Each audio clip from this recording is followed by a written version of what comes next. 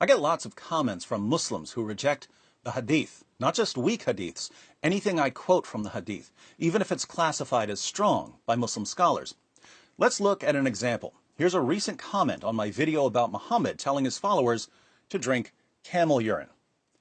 Nowhere in the Quran says that camel urine heals, etc., etc.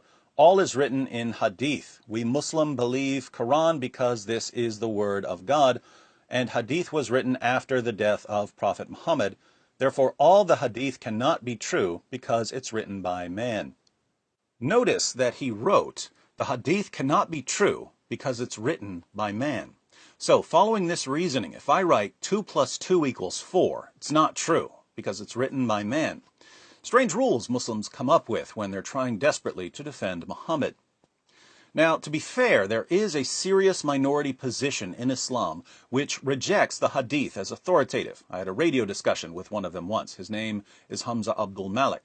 Their position is that the Quran is the word of Allah and contains everything you need to know about how to submit to Allah. Muhammad, from this perspective, was basically just a mailman, someone who passes on a message. If someone sends you a letter, you don't praise and glorify the mailman for delivering it, so why are Muslims focusing so much on Muhammad? So there is an intellectual position that rejects the Hadith as authoritative, but Muslims who take this position are regarded as heretics by most Muslims. Why are they regarded as heretics? Because other Muslims are convinced that some of Islam's most fundamental teachings and practices come from the Hadith, and that the Quran can't really be understood without the Hadith. Orthodox Islam is built upon the twin foundations of the Quran and the Hadith. That's why I find it so fascinating to see a rapidly growing community of Muslims in the comments section who reject the Hadith. But this new generation of Hadith-denying Muslims don't reject the Hadith because they've studied the Hadith and the Quran and Islamic doctrine and concluded that they should reject the Hadith. They reject the Hadith simply because they're so embarrassed by what we find in the Hadith. Let's go through my response to see why they've got a problem. I begin by pointing out the obvious inconsistency. The Hadith cannot be true because it's written by man. Your comment is written by man, so I guess it can't be true. Nice job refuting yourself. More to the point, the Quran commands Muslims to submit to Muhammad's decisions, Quran 465. Muhammad's decisions are found in the Hadith, not in the Quran. So you can't obey the Quran without obeying Muhammad in the Hadith. The Quran also declares that Muhammad is the pattern of conduct for Muslims, Quran 33:21.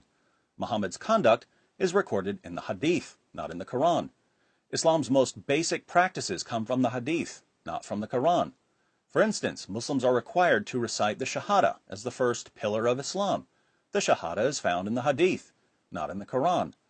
The second pillar of Islam is praying 5 times per day. But the Quran only says to pray 3 times per day. 5 daily prayers are found in the Hadith, not in the Quran. All of this leaves you with an interesting dilemma. On the one hand, if you reject the Hadith, you have to reject Islam's most basic practices, and you can't even obey the Quran.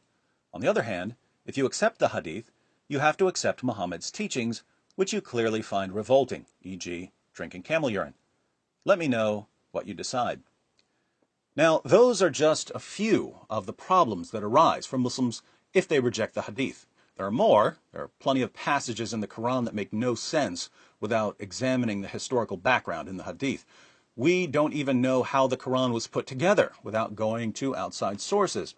But my response draws attention to a problem for the new generation of Quran-only Muslims. The older generation of Quran-only Muslims adopted a particular theological position, and they accepted the consequences of denying the Hadith. The new generation of Quran-only Muslims say that they reject the Hadith, even though their beliefs and practices come from the Hadith. In other words, they pray 5 times per day without realizing that this comes from the Hadith. They recite the Shahada without realizing that this comes from the Hadith. Informed Quran-only Muslims, people like Hamza Abdul Malik, don't pray 5 times per day. They don't recite the Shahada. I asked Hamza if he recites the Shahada. He said, nah, it's shirk. It's shirk because it includes Muhammad in a creed alongside Allah. So there are consequences for Muslims who reject the Hadith. If our Muslim friends want to reject the Hadith, that's fine with me.